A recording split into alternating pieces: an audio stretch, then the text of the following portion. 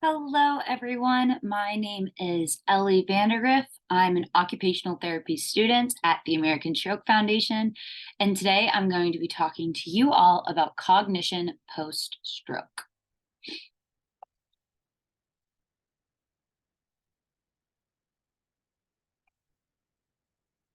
So, what we'll be covering today during this presentation is what is cognition, why is cognition often impaired after a stroke, what is an occupational therapist's role in improving cognition, and how we all can work together to improve our cognition.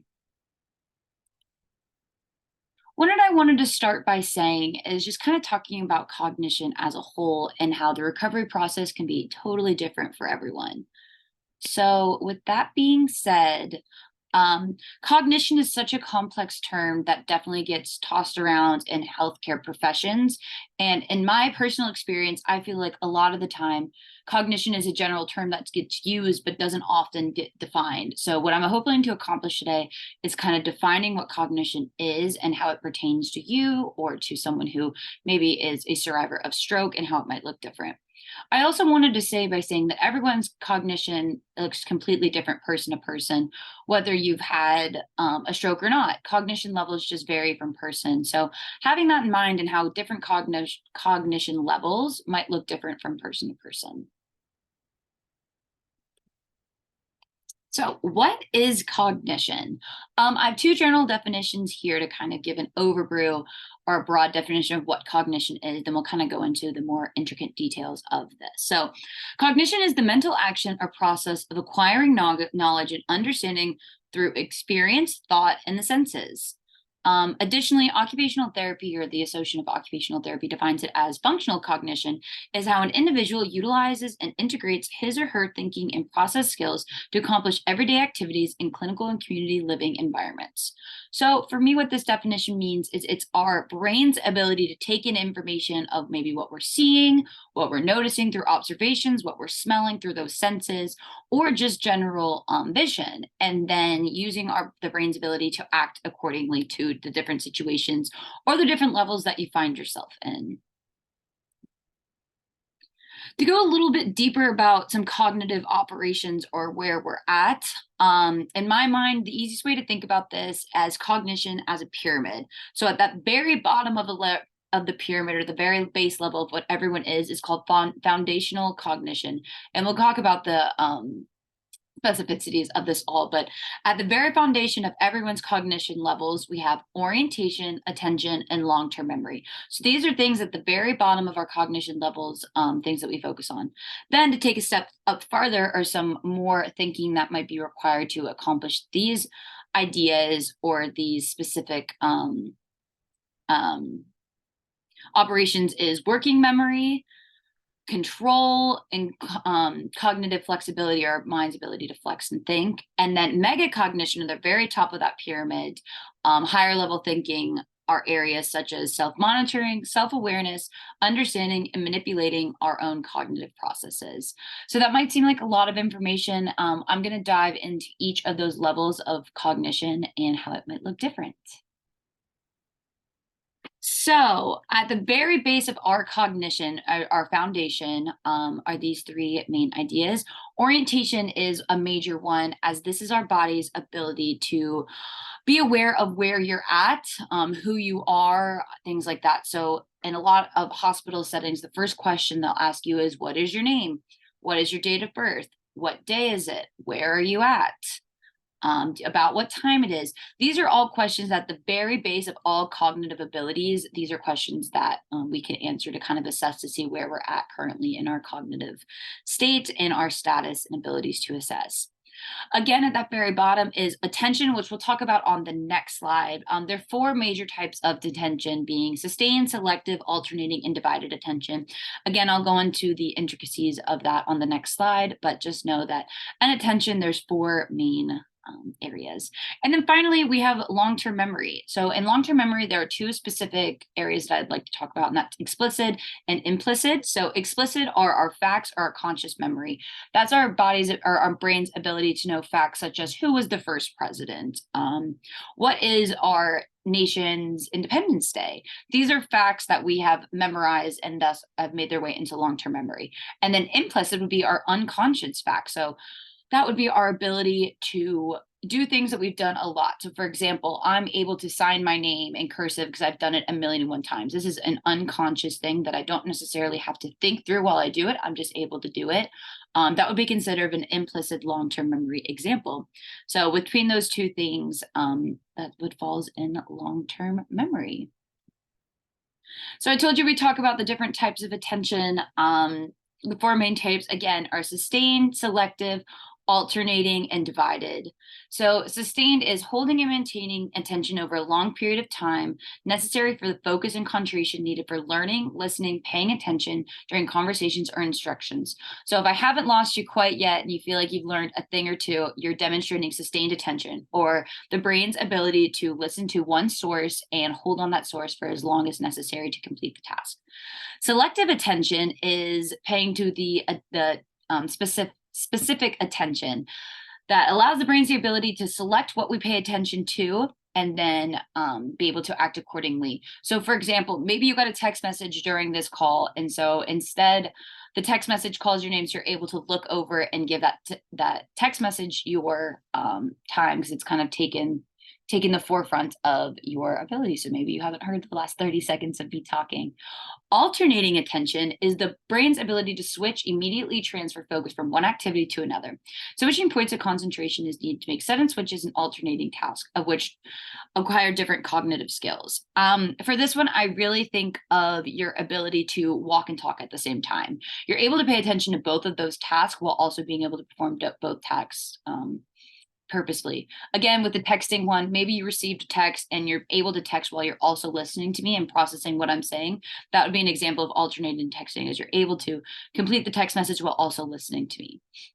And then divided attention is your ability to focus on two or more things at the same time, simultaneously concentrating on various factors.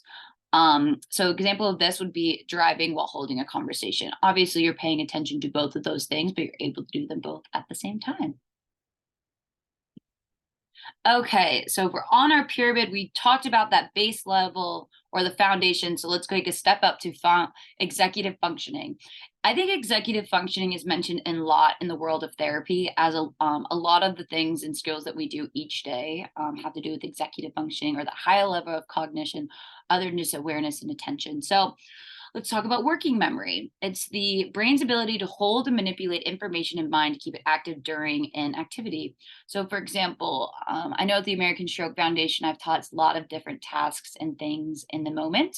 So thinking back to one time, we were able to manipulate pipe cleaners in order to create flowers.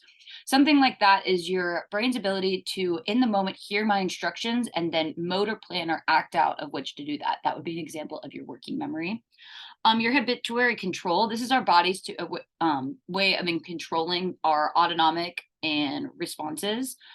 A good example of this would be you breathing right now, you're sitting upright, your body's making all those postural corrections that we need. Those are all examples of executive functioning. Cognitive flexibility is your brain's ability to change the demands and priorities while switching focus of the attention as needed. So maybe you're completing a task and you're getting really good at what you're doing, but now the task calls for something completely different than what you've been doing. It's the brain's ability to be flexible in the moment and change courses while also keeping notice of the task at hand. Other areas that are included in executive functioning that we're not necessarily going to go into that I thought I would make you aware of is initiation, or your brain's ability to initiate a task; planning, the brain's ability to plan ahead accordingly in order to complete the task; organization; problem solving. Problem solving is a big one in executive functioning and requires a lot of cognitive ability to problem solve in the moment. That also would be an example of your cognitive flexibility. Abstraction, or abstract thinking; categorization; and decision making.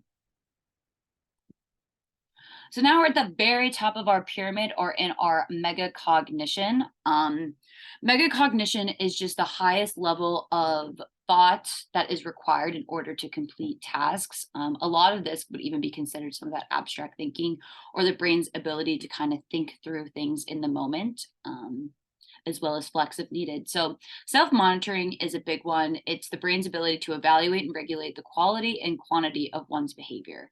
So I don't know if anyone else can relate to this, but sometimes when I'm at a party, maybe I'm talking over other people, maybe I'm very excited to do that. Self-monitoring being a way of bringing yourself back in and recognizing if you're giving too much or too little and kind of meeting yourself at that sweet spot.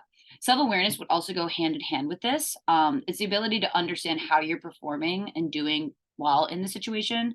I think a lot about this, like for me specifically, I played college soccer. So in the sports world, being able to know if I was having a good game or a bad game and what I can do better in order to help the team. These are all things that in the moment I was able to recognize, being my self-awareness in physically in the moment and then being able to change the course of action in order to give myself a better outcome. So for example, if I'm doing a session with an individual about dressing, let's say, and maybe we're really having a hard time with putting our shirt on. How can we problem solve in the moment to recognize that, hey, maybe this isn't going so well and what we can do in order to better the task at hand? And then finally, understanding and manipulating our own cognitive process. Again, all three of these just go hand in hand in order to be successful in things. So, for this specific concept, it's the ability to reflect on learning and reasoning, create strategies, and manipulate thinking. So let's go back to our example of upper body dressing or putting on a shirt. In the moment, maybe we recognize that it's not going very well or the way that we want it to. So, what can we do? And the patient or the individual that I'm working with is able to think in the moment, well, I could use a button horn in order to put the buttons on.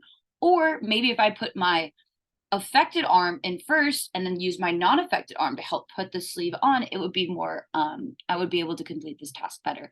These are all things that we're able to do at the megacognition level or the brain's ability to fluctuate in the moment in order to be successful at the task at hand. Again, a better way to explain kind of all this megacognition level is at the very top of our pyramid or at megacognition, all the things that are below that top of the pyramid are required in order to be successful in a task. So, for example, with our dressing situation, we have to be oriented to the task and our attention needs to be completing the task, both things that are found at that foundation.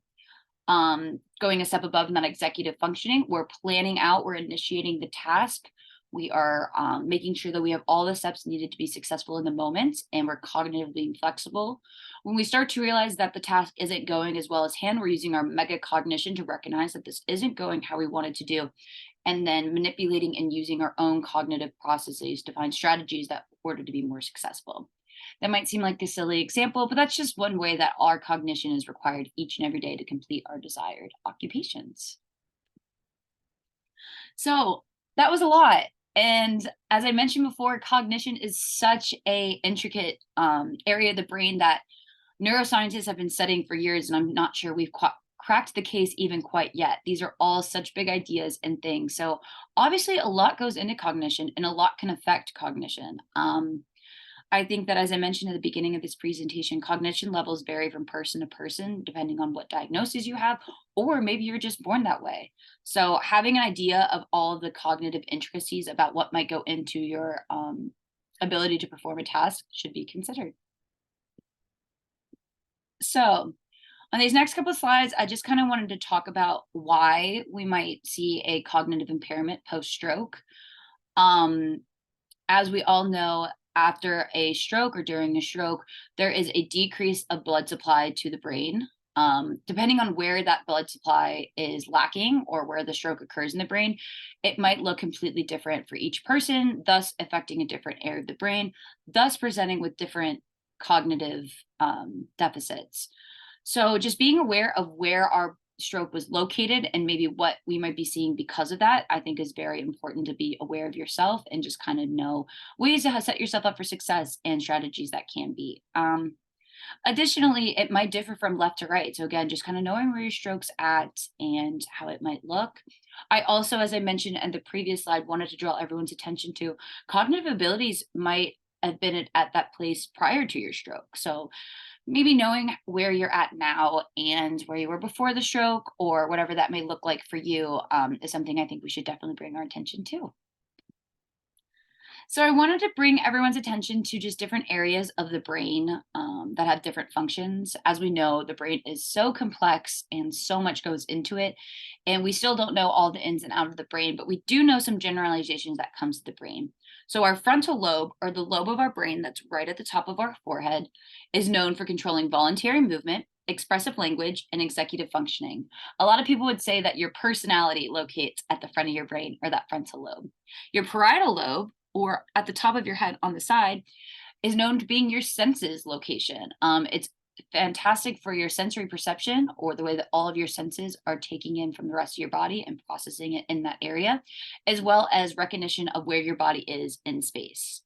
Your temporal lobe, or your lobe on the side of your brain that's a little bit lower, is known for processing emotion and processing language. So a lot of language and hearing what's going on outside and then processing what's being said happens in our temporal lobe. Our occipital lobe, or that lobe in the very back of our brain, is known as our visual area. It's our way of processing what we're physically seeing with our eyes and recognition of the situation. Two other areas that I wanted to bring to everyone's attention are our brainstem and our cerebellum. Brainstem is known for our autonomic functioning, or our body's ability to breathe, to have reflexes. It's our just kind of our way of living. And then our cerebellum, or that big area in the back of your brain, I have an image on the next slide, is known for balance and coordination. So again, knowing where your stroke occurred and maybe how it might affect the rest of your body is imperative. As I mentioned, here's just an image of, again, just a visual, whether you're a visual person or a written person. This is a great way to kind of see, again, just where the brain looks and how it's located. Feel free to pause. So I do want to bring everyone's attention to, how can I, as an occupational therapist, help? Something that I've really tried to focus on while being at the American Stroke Foundation is education of what occupational therapy's role is in these types of situations. So how can an occupational therapist help?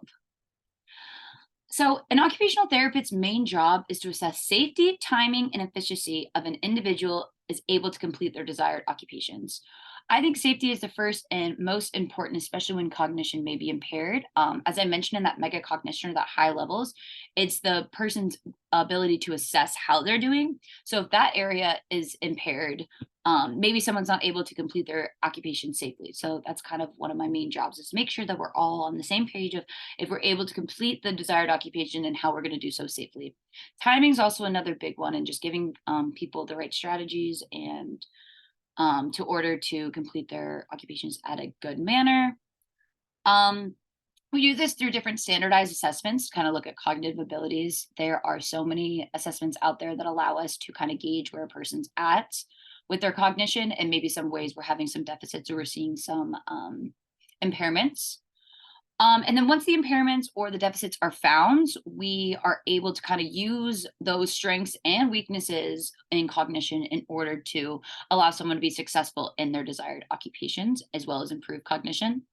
And we do this through creating interventions that target the specific cognitive abilities that maybe need a little bit of work. I also wanted to bring everyone's attention to this quote that, again, the American Occupational Therapy Association stated: by evaluating an individual's cognitive strengths and limitations in the context of performing everyday activities, occupational therapists can help individuals identify strategies to compensate for cognitive loss when possible, and to adapt the environment to improve their independence by participating in ADLs and IADLs. What my job is to try to help you or your loved one or whoever that might be as independent as possible, while also completing their occupations that they want to do, or the things that make them independent in their everyday lives. So again, to come back to even that dressing example, how can I help you be successful in something that you want to do? If you know me, you know that I love the saying, practice makes permanent. Practice doesn't make perfect, but the more times you're able to do something, the stronger your neural connection, or the area of your brain, will be strengthened in order to create complete the occupation quickly or more efficiently or safely. Neuroplasticity tells us the more time you're doing something, the easier the task will come. Similar to cognition, the more you're able to work towards your highlighted goals, the more obtainable your goals will be. Again, strengthening those neuroconnections could help improve cognition. I do want to take a moment to say this isn't always the case. Sometimes our cognitive levels and our cognitive abilities are what they are. Sometimes we can strengthen them significantly, sometimes just a little bit. Whatever the case is for you, it's my job to kind of help you recognize where you're at, recognize where you could be, and how we can work together in order to improve your overall cognition. So, speaking of how to improve overall cognition, I thought of just highlighting a couple strategies in order to discuss this. So, as always, and as I mentioned at the very beginning of this presentation, cognition is such a broad term that these are just ways that have been suggested in order to help cognition. As I just mentioned, maybe these are huge improvements, maybe these are little improvements. Overall, this is just some of the research that has recently been done to help us improve our cognition. Three that we're going to talk about in this presentation are mentally stimulating activities, physical activity, and social engagement. Those are all three that we're going to talk about in the slides to come. But I also just wanted to highlight a couple of different areas. A healthy diet can go a very long way in improving our overall health as well as our brain health. So, making sure you're getting your 3 meals a day, your proper serving sizes. And if you have any questions about what a healthy diet might look like, feel free to contact me after this. I'll leave my contact information, but just ensuring that you're setting yourself up success with your diet. In addition to that, sleep. Sleep is imperative for the brain health. While we're sleeping, it's our brain's then time to kind of reset, to go back to how we're feeling, taking all the information that was took in the day, and the brain, while the rest of the body is relaxed, the brain's able to focus on brain things instead of making sure the rest of the body is okay. So getting a good night's sleep is imperative for improving brain health. Additionally, just managing other health needs, blood pressure, stress levels. These are all examples that might seem minor, but again, like if the brain's able to focus on brain things instead of stuff that's going on in the rest of the body, we're just setting our brain up for more success. Okay, to kind of talk about mentally stimulating activities. These are activities that are going to be targeting some of those higher level cognitive abilities that we talked about, both executive functioning and megacognition concepts. So some of these things, as we mentioned on the previous slides, are memory, abstract, quick recall, decision making, etc. Just some of those higher level cognitive abilities that we talked about on the earlier in the presentation. When you're doing mentally stimulating activities, I just think it's really important to give yourself some grace and allow appropriate time to complete these activities. Maybe before your stroke or before your impairment, you're able to do a lickety split, no problem. Now we might be seeing there's a little bit of a delay when completing those. Wherever you're at in your recovery journey, I promise is exactly where you need to be. And giving yourself grace is such a big thing when completing these activities. I also wanted to talk about the enjoyment of the activities. The brain craves fun. As we all do, the brain loves having fun. So maybe highlighting areas that you really enjoy. I'm going to give examples of mentally stimulating activities on the next slide, but maybe finding something that you like to do that also challenges you. These are things that can be done in the moment or things that we can plan for in order to kind of target each of those executive functioning and megacognition areas that we talked about on the previous slide. So just some examples that I thought I would highlight. And again, there is so many. So if you're interested in finding something that you specifically like, that you're not sure if it would be challenging enough, feel free to reach out to me. But Sudoku, a great one, allows you just to have time in your own sense to kind of complete this, taking your time and thinking through all those things. Word searches are another great one that's working all of those senses in order to stimulate the brain. Any type of trivia game, I put Trivial Pursuit on there because I know that a lot of people at the American Stroke Foundation love playing this, but having a game like that allows you to kind of go back to your quick recall or your memories, excellent one. Puzzles are another great one, along with chess. Such good activities or ideas. Physical activity. I did my last presentation on physical activity. So if you're interested in learning more about what it means to be physically active and participate in regularly structured exercise, feel free to refrain back to my previous presentation. But as we talked about before, exercise helps send blood and nutrients to the rest of the body, including your brain. So the more you're heart is able to pump out blood efficiently and effectively, the more supplies your brain is getting in order to improve cognition. Motor planning is another great way for this when you're doing exercise. So when you're doing exercise, you have to move your limbs or your arms, legs, body in ways that maybe seem unnatural. To move those limbs, your brain is having to work actually to send a um, signal from your brain saying, hey, move your fingers. And then I'm able to move my fingers since my brain was able to send that. Again, we talked about voluntary movement was in our frontal plane. So just something to think about. Again, movement is medicine. It just helps your overall being. We talked about it before, but 150 minutes per week of moderate exercise and at least 2 days of muscle strengthening exercise are your recommendations for physical activity. Social engagement is another one that I wanted to discuss. So much goes into having a conversation that when you really think about it, you're able to see, able to hear something, process what's being heard, think of a response, say something back. You're working so many different planes of your brain. Additionally, even in social engagement, if you're not participating in conversation, observation is another huge way that we're working our brain without even realizing we're working it with all those processing. So social engagement is such a big part of cognitive abilities. The simulation also helps if you form emotional connections or the brain's ability to kind of form emotions. With speech, so much goes into talking that when you really think about it, I feel like I slow my speech down. But repetition of both speaking and hearing are so good for the brain. And then memory and social awareness are also being worked. We talked about the social awareness piece being in that megacognition or the top of the pyramid. So just kind of keeping that in mind of your levels of cognition. So what I did want to say, and I think this is really important, that the American Stroke Foundation addresses all of these three big areas that I just discussed. You're able to participate in mentally stimulating activities that we as occupational therapy students give to the group. You're able to be physically active for at least 30 minutes on Monday on each day that you're able to come to the American Stroke Foundation. And social engagement, I don't think I have to tell anyone about all the different conversations that goes on at the American Stroke Foundation. So getting all three of those, you're each and every day working your cognitive abilities without even necessarily realizing that that's what you're doing. So just something to keep in mind that at the foundation, we're able to do all three of those. Another thing that I did want to just bring everyone's attention to before we close this presentation is cognition is a very dynamic system that doesn't change overnight. So being patient with yourself and with others. Your recovery process might look a little bit different than the person next to you, someone else you know, someone across the country. Giving yourself patience and grace, as well as everyone around you, is imperative to recovery. We're all in this boat together. So just making sure that we're giving ourselves grace when going back to our cognitive abilities and just allowing ourselves to be exactly where we're at in the recovery process. Because I promise you're doing a lot for yourself without even realizing it.